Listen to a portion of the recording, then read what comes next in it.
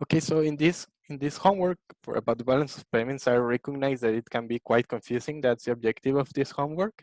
And what I said about this homework is that first you had to choose a perspective, because I'm not giving you a perspective. So for each exercise, for each of this, you have to first choose the country. Usually I tell you the perspective, but here it's free. So I will be choosing randomly one of these, answering each of these exercises. If you have any questions, again, come to the Zoom class. I will be happy to answer to your questions. So first, in the very first, these exercises are all about classifying the transactions into the different accounts that exist in the balance of payments. And I also ask you to tell me if it's credit or debit. So that's what we're going to do. So first, I'm going to choose, in every case, the perspective. So let's choose Mexico. So Mexico imports goods from Argentina. So first question is there a I told you there are three questions, right? So the first one, is there a transaction of money between countries? The answer is yes, because Mexico is paying for goods from Argentina. Second, is the money entering or leaving the country? In this case, Mexico, because I chose Mexico. So the answer is yes, the money is leaving Mexico. So it will be debit for Mexico. And finally, which account does it affect? It will affect the current account. Remember, I always ask you for the name of the account, not for the sub account. So you don't have to tell me if it's goods or services. It's okay only if you tell me if it's current or financial or capital or net errors and omissions, or if nothing happens. We are going to see all the cases in here. Question number 2, a Chinese investor buys UK bonds from Barclays. So I don't know, let's choose the UK. For the UK, is the money entering the UK? Yes, right? Because China is paying the UK, and they are buying UK bonds from Barclays. That's a form of financial uh, instrument, so it will be financial or capital, right? Number 3, a Mexican student pays his tuition fees to study in Oxford University. Let's think like if we are Mexico. So the Mexican student pays his tuition. So when you are studying abroad, where do you pay? Where do you get the money to pay for your tuition? Usually your parents, or I don't know, savings that you have. So that means that the money leaves Mexico and goes to the UK. So it will be debit for Mexico. And finally, it will be current account, because paying tuition, it can be seen like a service, right? Like you pay for a service, you pay for education. Other people say that it's an unilateral transfer. I think I disagree, especially because I'm a teacher. So I think that I deliver a service like like your tuitions are not donations. Like I think I sell something. Then number 4, Oxford University gives a grant to the Mexican student to complete his second year research project. But, and this is very important, the Mexican student is living in the UK and completes his research project in the university. That means that the university, the British university, gives him money, but he never leaves the country. He lives in the UK, he spends the money in the UK. So what happens with the money? Nothing, right? It doesn't leave the country. The money stays in the UK. So that's why the answer will be, it doesn't affect the balance of payment neither of Mexico or the UK, because the money stays all the time in the UK. So it never appears in any of the balance of payments.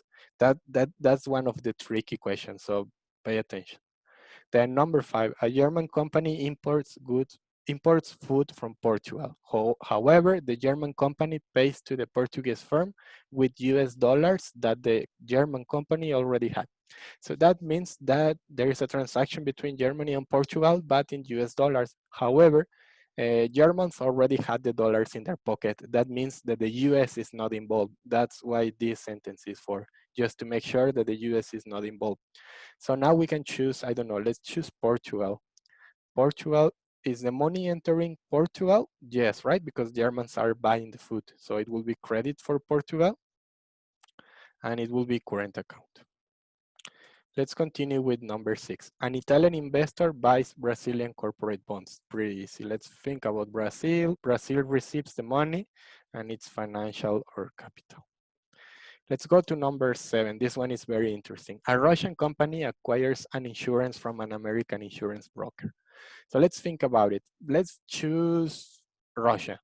So from the perspective of Russia, the money is leaving the country, right? Because they need to pay for that insurance. And this last step is quite interesting. Is an insurance a good or a service, or is it an investment, or is it a form of financial instrument? The answer is it can be both. Why? Because I think the insurance that you have for your car or the insurance that you have for your house is mainly a service because it will help you if you have an accident or something. But there are also insurance that will help you with your investments. Like a derivative is an insurance, is a form of insurance. So it is possible that it can be seen as an investment, or it is possible it can be as a service. So just in this case, and I think it's maybe, it's hard to tell, but I think it's maybe the only example where it can apply, that it can be either current or it can be either financial. So just in this case, both are correct. Let's continue. Then the Russian company suffered an explosion and the American insurance firm must pay for the losses. This means that, let's assume, let's continue with Russia. Now, because they paid to the Russian company, it is credit for Russia. And now we realize that the insurance was for protecting a factory or something like that. So that means that it is a service. So it will be current. In this case, now we have enough information to conclude that it is current, okay? It's a service. It's like the insurance for your car, that is a service. Number 9, American Airlines buys fuel in the Guadalajara airport to complete a flight between Guadalajara and Panama City. So first, Panama doesn't have, is not involved in this, right? Because the money flows between the US, American Airlines, and Guadalajara airport, so only between the US and Mexico. So Panama, nothing. It doesn't affect Panama. But what about Mexico? For Mexico, it will be credit, right? Because we sell the fuel, and it will be current because fuel is a good, right? For the US, it will be debit. Number 10, a mutual fund based in Toronto buys stocks from Japanese and Chinese firms. Let's take Canada as our perspective. Um, so for Canada, they pay, right? Because they buy the stocks. So it will be debit and it will be financial or capital. Number 11, a Colombian tourist buys a souvenir in Athens. Here is something important. Everything that is related to tourism is always current. Why? Because tourists can make investments. You need a special visa to make an investment. So it is very obvious. Everything that is related to tourism is always current. Let's choose Colombia. So for Colombia, it's debit because the Colombian pays, and it is current because it's tourism. Let's continue with number 12, which is quite interesting too, because here it says that a Mexican accountant is hired by Walmart. So where is Walmart? Walmart is based in the US. So let's assume that he was hired by the Walmart in the US, but to work in Venezuela. I know this is quite confusing because it's not clear in the sentence. I understand. I was also confused when I read it first. So don't worry, don't worry. In the exam, it will be very, very clear. This is just for you to get confused. Then it says Walmart in the US pays the Mexican accountant in dollars and he spends all his wage in Venezuela. So that means that although the accountant is Mexican, Mexico is not involved in this because the transaction of money is only between the US and Venezuela. So it will be, I don't know, let's assume the US. So for the US, it will be debit and it will be current. Everything that is related to salaries is always current. Again, some people think it's an unilateral transfer, but other people think it's like a service. So in the end, it's current. Number 13, a Mexican tourist buys a ticket in British Airways to fly to London. So the transaction is between Mexico and the UK. So I don't know, let's assume the UK. The UK received the money and it is current because a flight ticket is a service. Number 14, a Chinese drug cartel smuggles drugs into Japan. The Japanese mafia paid the Chinese drug dealers with a suitcase full of dollars. So in this case, there is a transaction of money, yes. Is the money entering or leaving? Let's think about China. The money is entering China, right? So credit for China. And finally, is it current or financial or what? In this case, it will be a net error or omission, right? It will be the case that we have in here. It's a net error or omission because it is not reported. Remember, net errors and omissions are transactions that occur but are not reported by the government, so the government doesn't know about this. And finally, a tip that I want to tell you, when you find a net error, an omission, you don't have to write if it's credit or debit because sometimes it's difficult to find out. Since it's not legal, since it's not reported, sometimes it's difficult. So just write net errors and omissions.